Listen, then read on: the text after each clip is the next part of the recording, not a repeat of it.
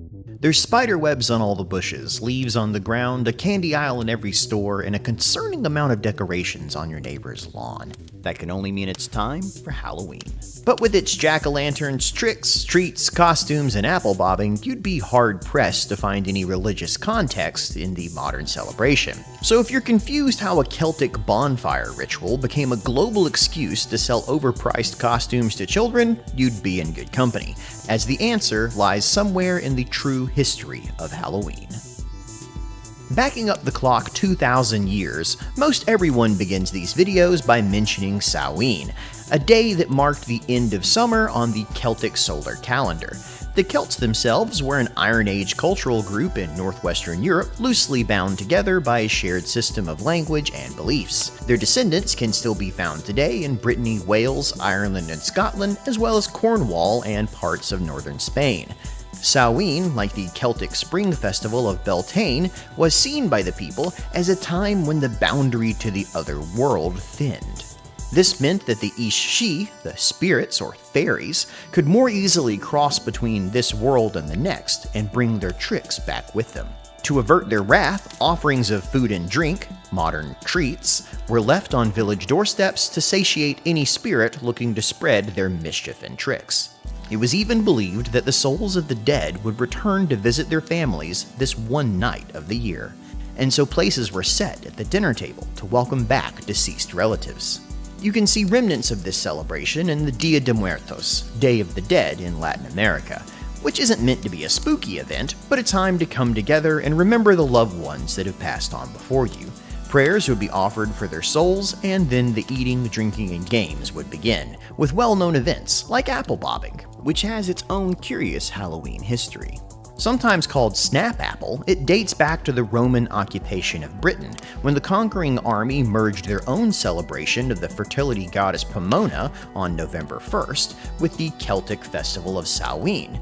Young unmarried people would hover over a tub and try to bite into an apple floating in the water. Their success would predict future marriages in the upcoming year or the number of children they would have. Much like a bouquet thrown at weddings, it all seems a bit silly now, but remember, this is from an era where people still lived spread out over huge areas of land, and travel was rare.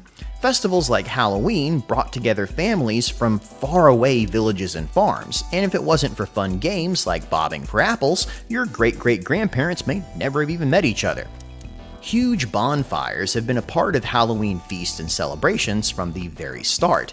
The word bonfire is even derived from the Anglo-Saxon bone fire, literally a fire fed with the bones of animals. Their broken and charred bits would be used for divination, while torches lit from the fire were often carried sunwise around homes and fields to protect them from the coming frost, mimicking the journey of the sun with the hope that it would hold back the decay and darkness of winter.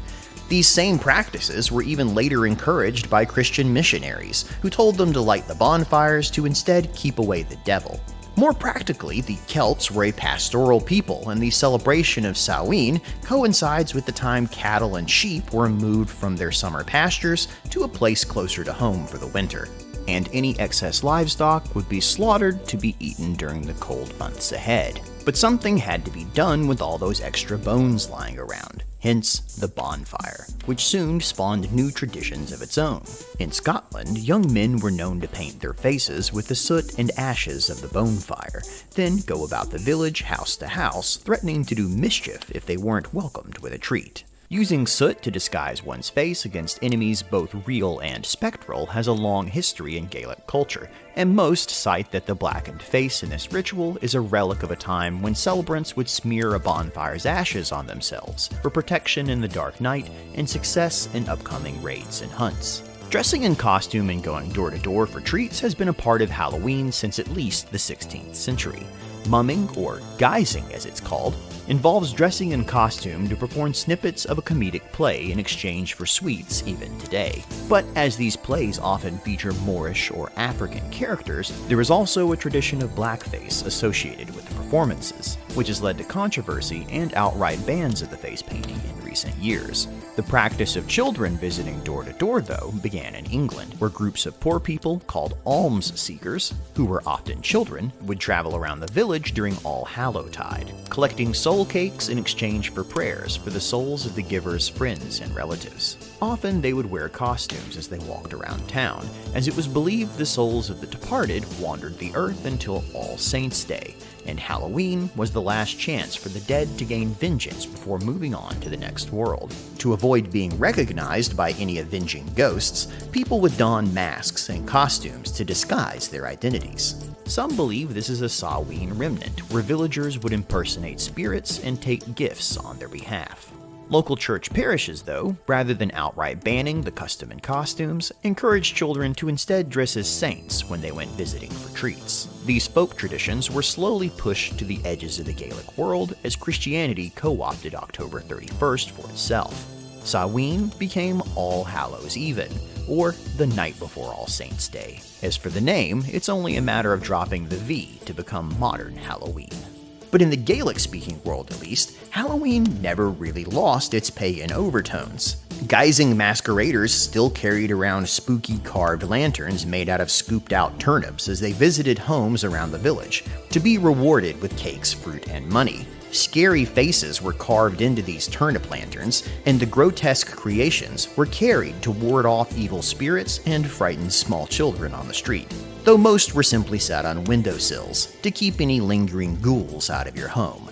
These carved turnips are the forerunner of modern jack-o'-lanterns, and turnips were only replaced by pumpkins in the United States as the orange gourd was more plentiful and, frankly, easier to carve. These Halloween festivities were immortalized by the Scottish poet Robert Burns, who wrote of Highland families gathering together for games, pranks, storytelling, and dancing every October 31st. These treats and trickery persisted into the modern era, making their way alongside other traditions to the United States with Irish and Scottish immigrants. It's no coincidence that Halloween celebrations first appear in America shortly after the mass immigration of the Gaels in the 19th century. With as much as 10% of the United States reporting Scotch-Irish ancestry, the festival spread across North America with its settlers. Now, this quaint celebration from a corner of the world is one of the cornerstone holidays of the year, and its Celtic traditions are recognized in film and media throughout the world. So the next time a bunch of teenagers show up at your door and threaten to smash your pumpkin if you don't empty your candy bag, just remember that they're part of a tradition of rascalry that goes back thousands of years. And next time, keep a second bowl around full of just Tootsie Rolls, so the joke will be on them.